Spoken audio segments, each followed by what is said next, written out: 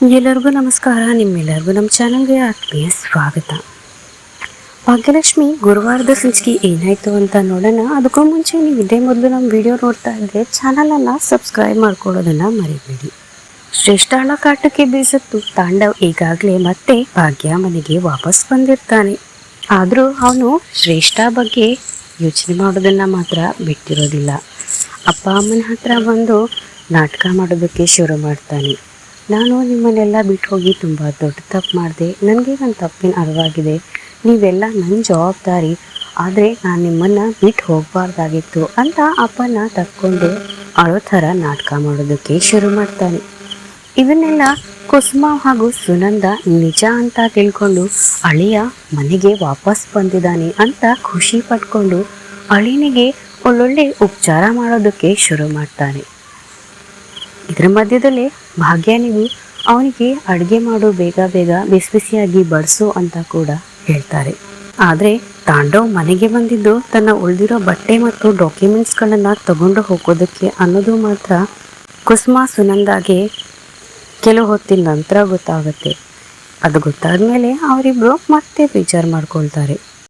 ಈ ಕಡೆ ಅಳಿಯ ಮನೆಗೆ ವಾಪಸ್ ಬಂದ ಖುಷಿಯಲ್ಲಿ ಸುನಂದ ಮತ್ತು ಕುಸುಮ ಭಾಗ್ಯಳಿಗೆ ಅವಳದೇ ತಪ್ಪು ಅನ್ನೋ ಥರ ಅವಳ ಹತ್ರ ಮಾತಾಡೋದಕ್ಕೆ ಶುರು ಮಾಡ್ತಾರೆ. ಈ ಮನೆಯಿಂದ ನೀನನ್ನು ಓಡಿಸ್ತಾ ಇದ್ರೆ ನನ್ನ ಹೆಸರನ್ನೇ ಚೇಂಜ್ ಮಾಡ್ಕೊಳ್ತೀನಿ ಅಂತ ತಾಂಡವ್ ಭಾಗ್ಯ ಹತ್ರ ಚಾಲೆಂಜ್ ಮಾಡ್ತಾನೆ. ಸರಿ, ಹಾಗಿದ್ರೆ ನೋಡಿ ಬಿಡೋಣ, ಹೆಸರು ಬದಲಾಯಿಸ್ಕೊಳ್ಳೋದಕ್ಕೆ ತಯಾರಾಗಿರಿ ಅಂತ ಭಾಗ್ಯ ಕೂಡ ವಾಪಸ್ ಸವಾಲು ಹಾಕ್ತಾಳೆ. ಈ ಕಡೆ ಮಕ್ಕಳ ಹತ್ರ ಬಂದು ಮಕ್ಕಳನ್ನ ಪುಸಲಾಯಿಸ್ಕೊಂಡು ತಾಂಡವ್ ತನ್ನ ಬೇಳೆ ಬೇಯಿಸ್ಕೊಳ್ಳೋದಕ್ಕೆ ಪ್ರಯತ್ನ ಮಾಡ್ತಾರೆ.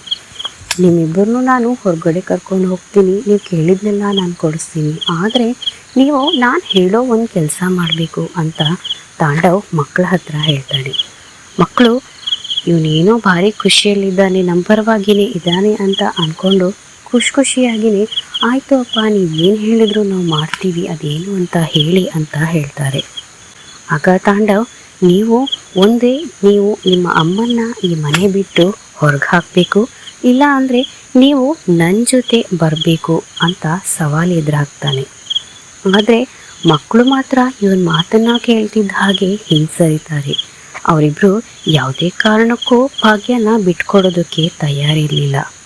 ನಮಗೆ ನಿಮ್ಮ ಜೊತೆ ಶಾಪಿಂಗೂ ಬೇಡ, ನೀವು ಕೊಡಿಸೋದು ಬೇಡ, ನಮಗೆ ನಮ್ಮ ಅಮ್ಮನೇ ಬೇಕು ಅಂತ ಅಮ್ಮನ ಜೊತೆ ಹೋಗಿ ನಿಂತ್ಕೊಳ್ತಾರೆ.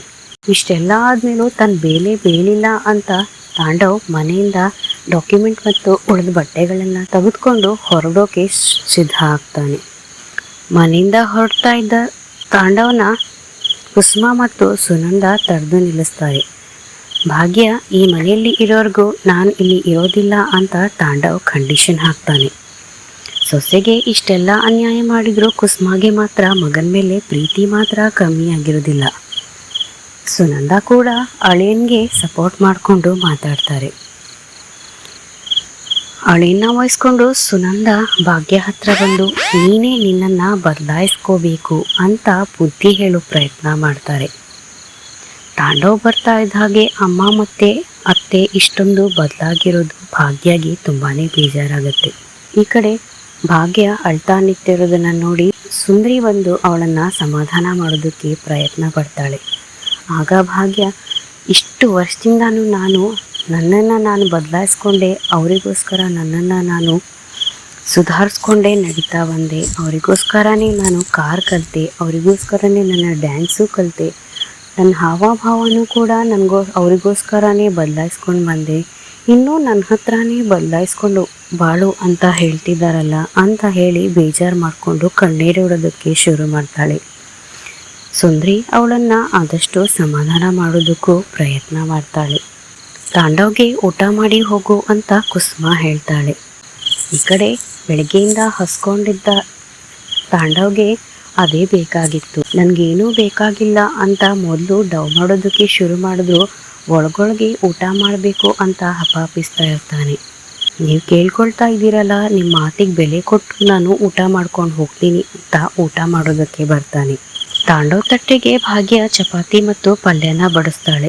ತಿನ್ನು ರಾಜ ಅಂತ ಕುಸುಮ ಹೇಳಿದ್ದೇ ತಡ ಊಟ ನೋಡದೆ ಎಷ್ಟೋ ವರ್ಷ ಆಯಿತು ಅನ್ನೋ ಥರ ಗಬ ಗಬ ಗಬ ಅಂತ ತಾಂಡವ್ ತಿನ್ನೋದಕ್ಕೆ ಶುರು ಮಾಡ್ತಾನೆ. ಅವನು ತಿನ್ನೋದನ್ನು ನೋಡಿ ಅಪ್ಪ ಧರ್ಮರಾಜ್ ಮತ್ತು ಪೂಜಾ ಸುಂದ್ರಿ ಎಲ್ಲ ಅವನಿಗೆ ಶುರು ಮಾಡ್ತಾರೆ. ಅಪ್ಪ ಎಷ್ಟೋ ವರ್ಷದಿಂದ ಅನ್ನ ಕಾಣದೇ ಇದ್ರೆ ಇದೇ ಥರ ಮಾಡ್ತಾರೆ ಅಲ್ವಾ ಪೂಜಾ ಅಂತ ತಾಂಡವನ ಕಾಲೆಳಿತಾರೆ. ಅದಕ್ಕೆ ಕುಸುಮ, ನೀವು ಸುಮ್ಮನಿರಿ, ಅವನು ಹೇಗಾದರೂ ತಿನ್ನಲಿ, ಪಾಪ ಅವನಿಗೆ ತುಂಬ ಹಸುವಾಗಿದೆ ಅಂತ ಮತ್ತೆ ಮಗನ ಪರ ವಹಿಸ್ಕೊಂಡು ಮಾತಾಡ್ತಾರೆ. ಇದರ ಮಧ್ಯದಲ್ಲೇ ಭಾಗ್ಯಾಳ ಮೇಲೆ ಅಷ್ಟೊಂದೆಲ್ಲ ಸಿಟ್ಟಿದ್ರೂ ಕೂಡ ಭಾಗ್ಯಾಳ ಅಡುಗೆಯನ್ನು ತಾಂಡವ್ ಹೊಗಳ್ತಾನೆ. ಏನೇ ಆಗಲಿ ಭಾಗ್ಯ, ನಿನ್ನ ಕೈ ರುಚಿನ ಮೀರಿಸೋರು ಯಾರೂ ಇಲ್ಲ, ನಿನ್ನಷ್ಟು ಅಡುಗೆ ಮಾಡೋದಕ್ಕೆ ಯಾರಿಗೂ ಬರಲ್ಲ ಅಂತೆಲ್ಲ ಅವಳನ್ನು ಹೊಗಳೋದಕ್ಕೂ ಶುರು ಮಾಡ್ತಾನೆ. ಊಟ ಮಾಡಿ ಮನೆಯಿಂದ ಹೊರಡೋಕೆ ಸಿದ್ಧ ಆಗ್ತಾನೆ ತಾಂಡವ್. ಇದ್ರ ಮಧ್ಯದಲ್ಲೇ ಭಾಗ್ಯಳನ್ನು ಬಿಟ್ಟು, ಯಾರಿಗಾದರೂ ನನ್ನಿಂದ ಏನಾದರೂ ಸಹಾಯ ಬೇಕಿದ್ರೆ ಕೇಳಿ, ನಾನು ಖಂಡಿತ ಮಾಡ್ತೀನಿ ಅಂತ ಹೇಳಿ ಹೊರಟೋಗ್ತಾನೆ. ಇನ್ನು ಶ್ರೇಷ್ಠ ತಾಂಡವ್ ಹೀಗೆ ಒಟ್ಟಿಗೆ ಇರ್ತಾರಾ ಅಥವಾ ಶ್ರೇಷ್ಠ ಬುದ್ಧಿ ತಾಂಡವ್ಗೆ ಗೊತ್ತಾಗಿ ಮತ್ತೆ ತನ್ನ ಮನೆಗೆ ವಾಪಸ್ ಬರ್ತಾನ ಅನ್ನೋದನ್ನ ಮುಂದಿನ ವಿಡಿಯೋಗಳಲ್ಲಿ ನೋಡೋಣ. ನಿಮಗೆ ನಮ್ಮ ಈ ವಿಡಿಯೋ ಇಷ್ಟ ಆಗಿದೆ ಅಂದ್ಕೊಳ್ತೀನಿ. ಶುಭ ದಿನ. ಧನ್ಯವಾದಗಳು.